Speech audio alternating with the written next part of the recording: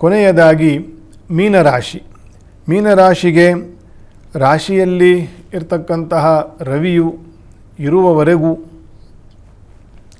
ಆರೋಗ್ಯದ ಬಗ್ಗೆ ಸ್ವಲ್ಪ ಎಡವಟ್ಟಾಗ್ತದೆ.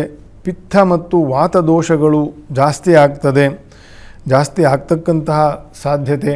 ಈಗ ಆಲ್ರೆಡಿ ಇರತಕ್ಕಂತಹ ಸಮಸ್ಯೆಗಳು, ನರದೋಷಗಳು, ರಕ್ತದೋಷಗಳು, ಈ ಜಾಯಿಂಟ್ ಪೇನ್ಗಳು, ಅರ್ಥರೈಟಿಸ್ ಇತ್ಯಾದಿಗಳೆಲ್ಲ ಏನಿದೆ, ಇದು ವಾತದಿಂದ ಬರ್ತಕ್ಕಂತಹ ಒಂದು ಅನಾರೋಗ್ಯ.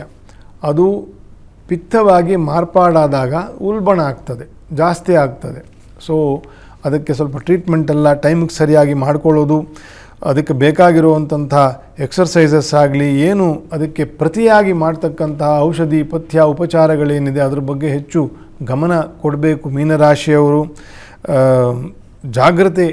ಜಾಗ್ರತೆಯೊಂದೇ ಟೈಮಿಗೆ ಸರಿಯಾಗಿ ಮಾಡ್ತಕ್ಕಂತಹ ಒಂದು ಕೆಲಸಗಳನ್ನೆಲ್ಲ ಜಾಗ್ರತೆ ಅಂತಂತ ಕರೆಯೋದು. ಮಾನಸಿಕವಾಗಿರ್ತಕ್ಕಂಥ ಒತ್ತಡವೂ ಕೂಡ ಇರ್ತದೆ. ವ್ಯಯದಲ್ಲಿ ರಾಹು, ಜನ್ಮದಲ್ಲಿ ಶನಿಯ ದೋಷ ಆಲ್ರೆಡಿ ಇದೆ. ಆ ದೋಷದ ಮೂಲಕ ಬುಧನು, ಕುಜನು, ರವಿಯು ಇವರೆಲ್ಲರೂ ಹಾಯ್ದು ಹೋಗ್ತಕ್ಕಂತಹ ತಿಂಗಳು.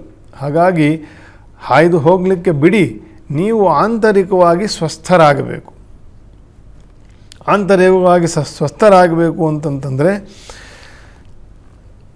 ನಿಯಮಿತವಾಗಿರ್ತಕ್ಕಂಥ ಆಹಾರ, ಪಥ್ಯ, ಔಷಧ, ಟೈಮ್ಲಿ ಅಂತೇನು ಹೇಳ್ತೀವಿ, ಜಾಗ್ರತೆಯಿಂದ ಅಂತ ನಾನೇನು ಹೇಳಿದೆ, ಅದನ್ನು ಹೆಚ್ಚು ಗಮನದಲ್ಲಿ ಇಟ್ಟುಕೊಂಡು ನಾಮಸ್ಮರಣೆ ಮತ್ತು ಯೋಗ ಸಾಧನೆ ಇದರ ಕಡೆ ಹೆಚ್ಚು ಗಮನ ಕೊಡಬೇಕು.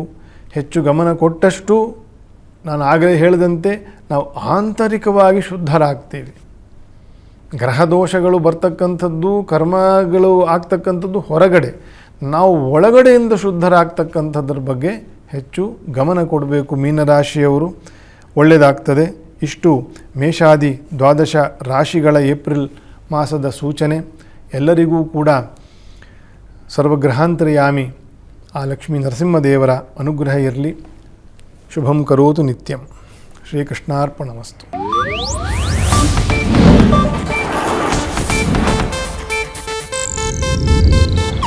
ಇದು ಏಷ್ಯಾನೆಟ್ ನ್ಯೂಸ್ ನೆಟ್ವರ್ಕ್ ಪ್ರಸ್ತುತಿ.